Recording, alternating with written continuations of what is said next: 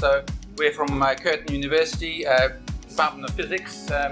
I'm head of physics and astronomy, and Ilkom is one of our postdocs, and Rav is also another postdoc in the theoretical physics group.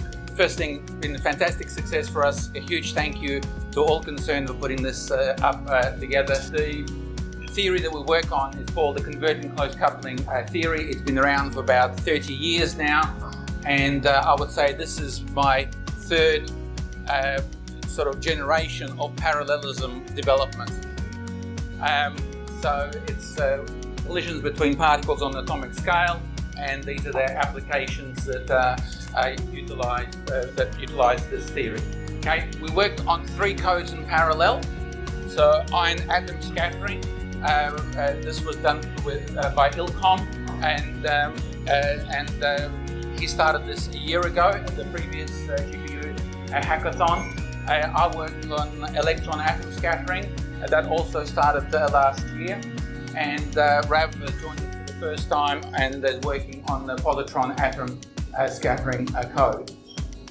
Okay, so typically this is a picture of the profile.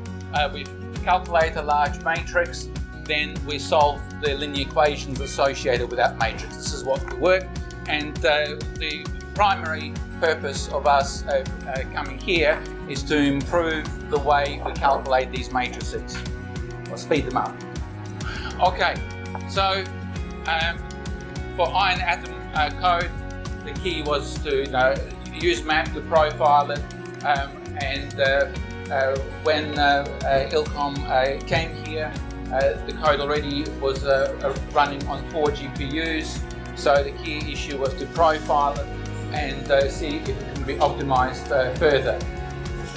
The electron-atom code that has been started. We had a single GPU version running from a year ago, but it wasn't particularly optimized in its memory transfers. So again, optimization and also trying to transfer. We had a hybrid compilation between Intel and PGI, and that caused us a lot of grief. Rav worked on the positron-atom code, doing a lot of profiling and working out where GPUs can help. So the ion atom code, so coming here, it already had been increased about 20 times using 4 GPUs. We found the most of the part it uses a sum of the product of 6 arrays, and before coming here I was using intrinsically built sum function, and but then we tried to use GPU power to do summations, and we enrolled these summations and manually written the subroutine which does this summation, and we found that with PGI profiler, if you trust kernels, it generates some block size, gang size and block size itself, but it's not optimal. So after tens of trials, we found that by tuning this configuration of blockers gangs, you can speed up the subroutine by the factor of 14, and so this part actually speed up the calculation. All right. So my part of the was the electron-atom code. So we came here and with 1 GPU working, it was only about 2 times increase compared to 28 OpenMP cores, and that was because the data transfer was not particularly efficient. So just a few days before we came, Siej carefully analyzed that aspect, and he moved some of the data transfer and to more efficient areas, and then we instituted loop collapsing and multi-GPU due to aligning the PGI part using MPI rather than OpenMP, and so we managed to port the code using 4 GPUs and resulted with 30 times speed up on the original 28 MPI cores. For the positron-atom code that Ralph worked at, we haven't implemented GPU acceleration just as yet. Still doing lots of profiling, and but we're expecting just from the profiling the speed up by a factor of 3.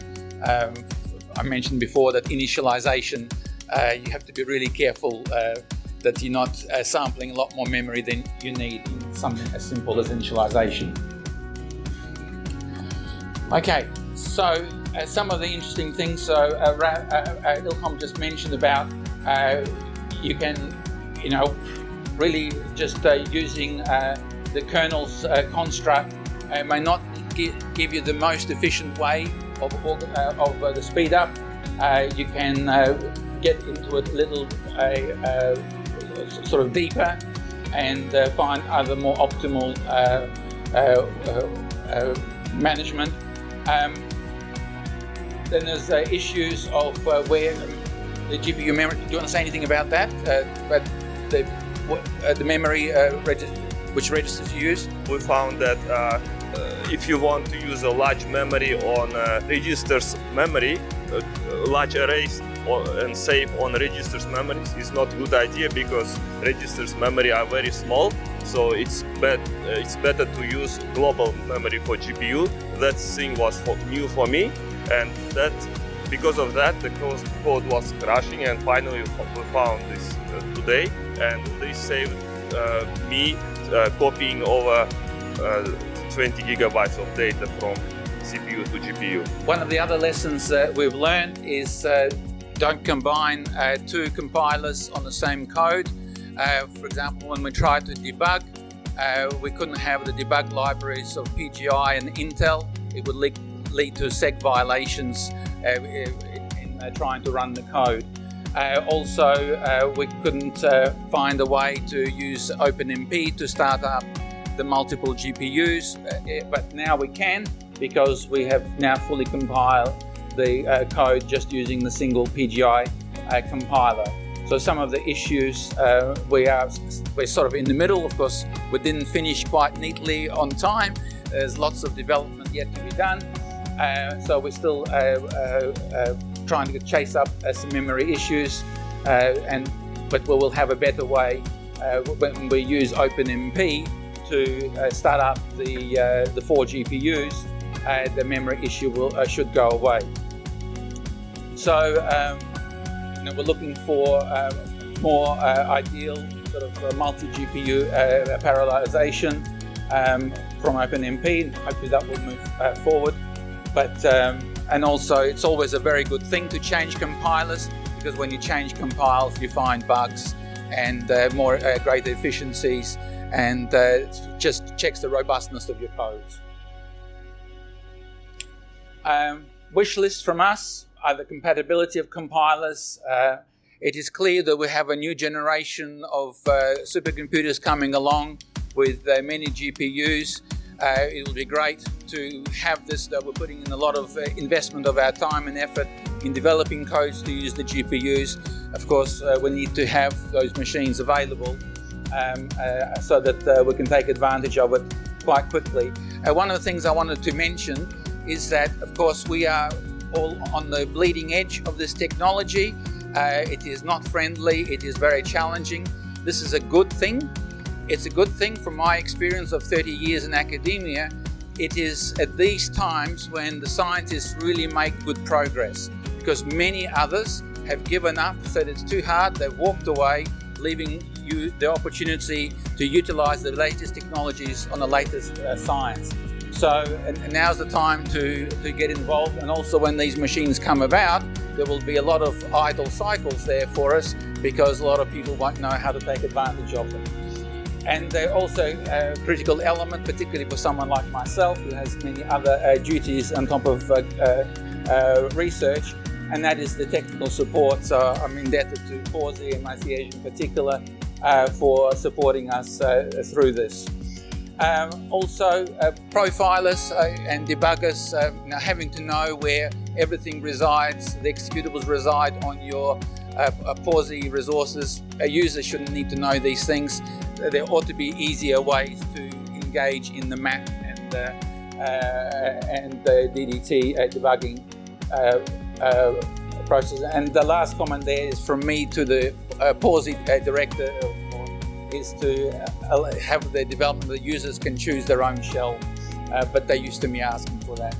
But anyway, okay. Was it worth it? Absolutely yes to all, for us all. We're in this very seriously. As I said, I'm referring to this as the third generation of speed up. Just in case you're interested, the first speed up was towards the symmetric multiprocessing. That came out sort of in the early 1990s. The next generation was loosely connected fat node with MPI.